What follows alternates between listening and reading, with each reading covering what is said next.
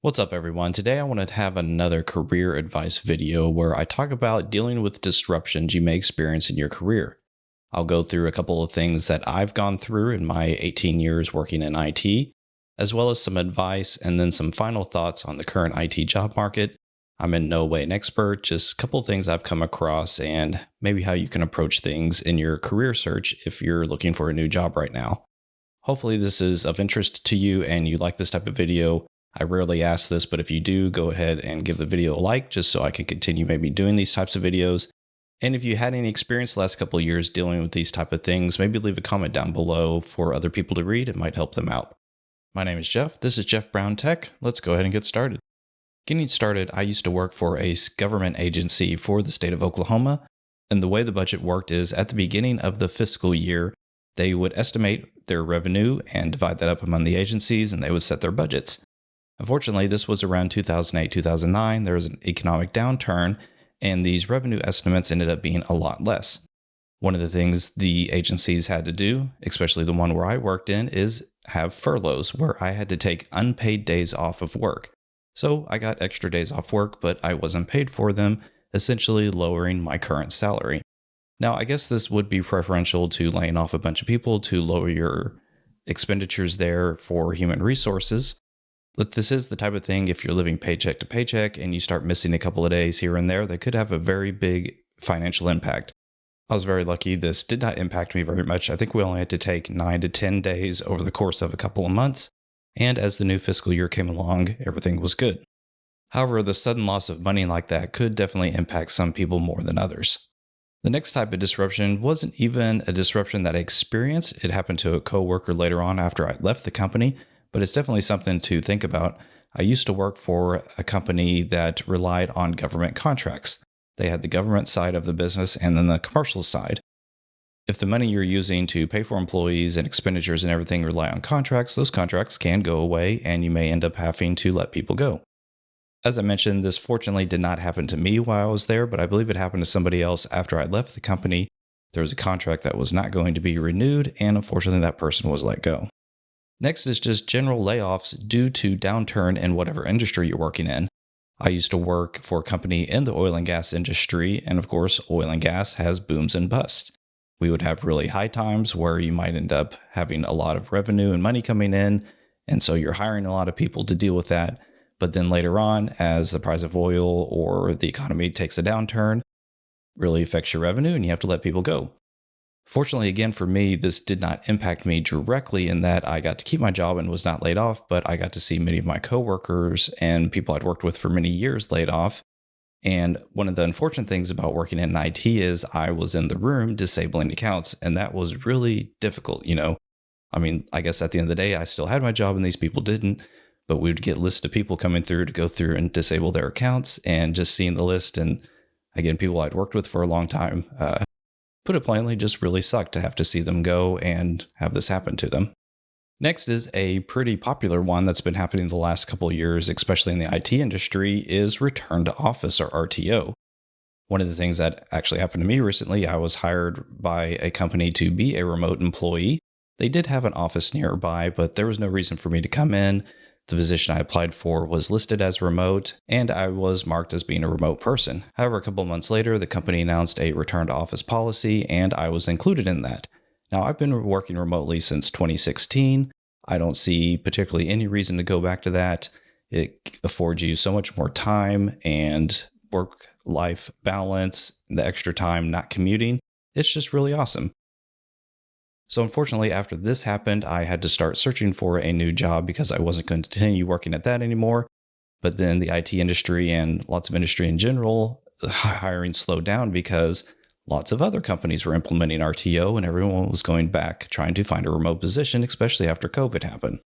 That led to about a 10-month search for me to eventually land a new role in which I experienced my next career disruption in something that had never happened to me before. But I was actually laid off from that role. And that leads me to the next disruption of being laid off because your company just decided to change their direction in what they were doing and your role was eliminated. Not necessarily anything you did wrong, but your role is just no longer needed and you're let go.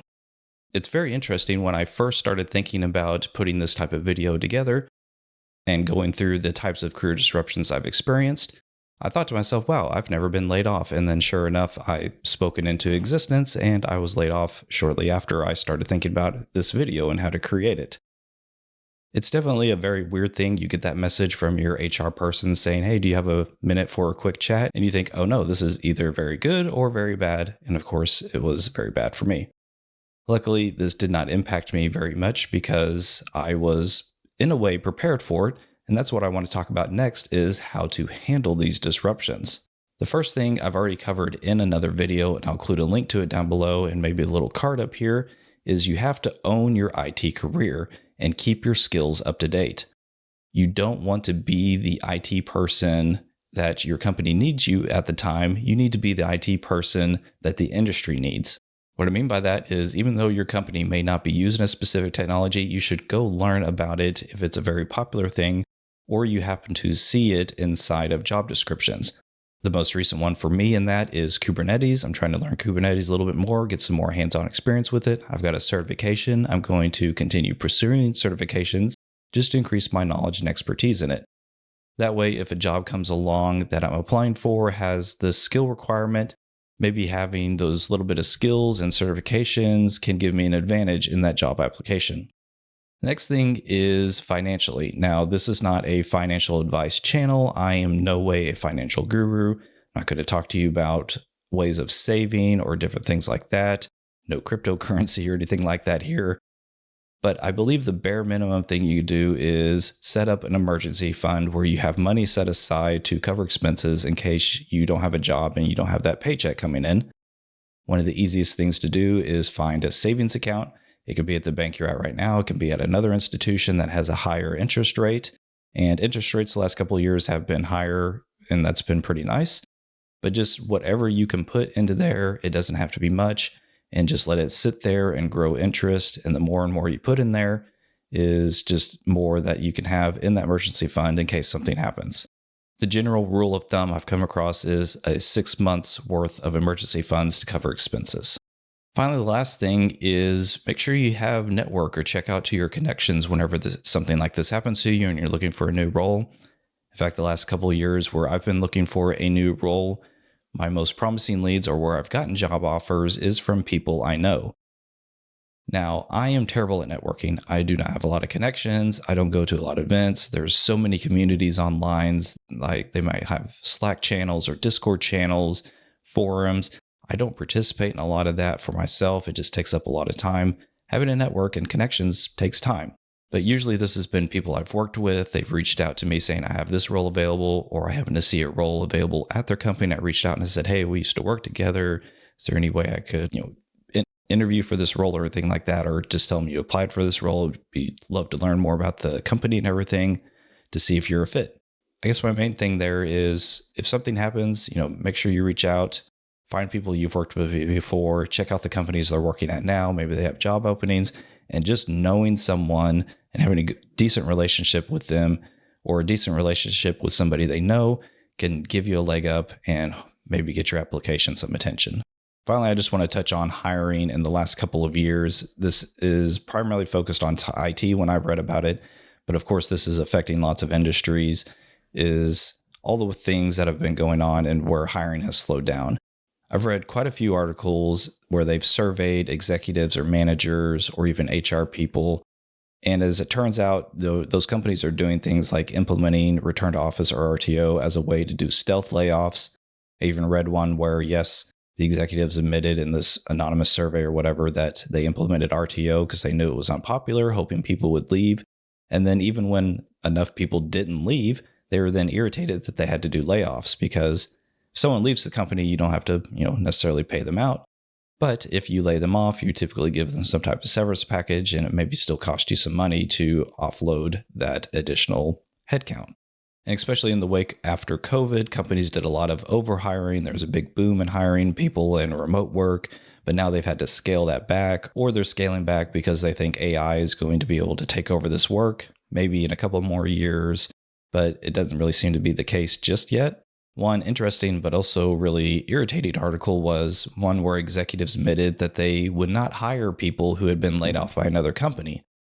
because they felt if that company didn't want them, then they're not good enough for their company either. Which is really interesting because you have a group of people over here that are implementing unpopular policies in order to make people leave or then laying people off. But then you have another group of executives are hiring people over here who see those laid off people as some type of damaged goods and that they should be hired. It's just really weird behavior between, the leaders of these companies, and that we have to let these people go, but then these people don't want to hire those people that they let go because they see them as not good enough or something like that. It's just really bizarre behavior and just honestly very irritating and kind of makes me mad. And finally, and then also in surveys of HR or recruiting positions, they admit that they are posting jobs that aren't real just to hoard potential resumes in case they start hiring in the future. So you may go out to a job board and you see a role and you think, oh, that looks like a really good role. That looks like the perfect thing for me. And then it's actually not a real role. And thousands of people are applying for it, hoping to get a job because they've been laid off or fired or something like that. And it actually is not going to lead anywhere. I've applied for so many jobs in the last couple of years, and the vast majority, I hear nothing back. Actually, that would be probably like 98% of them. And I often wonder how many of those jobs weren't even real, A lot of the times I will apply for a role and then sometimes you get an automatic email back saying, oh, thank you for applying, but we're not moving forward with your application at this time. But honestly, again, the vast majority of responses is no response at all, which is just also very frustrating. Anyway, just wanted to mention all that because you're not alone. Everyone's going through this right now. The only advice I can give is just keep going, keep doing it. And if it gets too much, take a day or maybe a week off. I used to sit there and every day go through job boards and put in applications, and that can get very taxing and tiring. So if that gets to be too much, just take some time off from doing that, but then jump right back into it. If you have downtime, be sure to upskill, try to do everything you can to learn something new and to keep yourself busy, maybe keep a routine.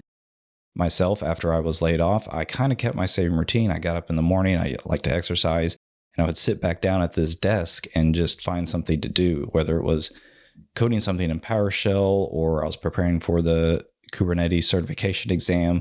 Just staying in that routine a little bit kind of helped that transition, and just giving me something to do. Anyway, like I mentioned, if you've experienced something like this or have any thoughts that might help somebody else out, go ahead and leave a comment below. That'd be really cool. And otherwise, if you like this video, give it a thumbs up, and I will find other career things to talk about if you find it interesting. Anyway, that does it for this video. Good luck out there. It's going to be okay, and we'll see you next time.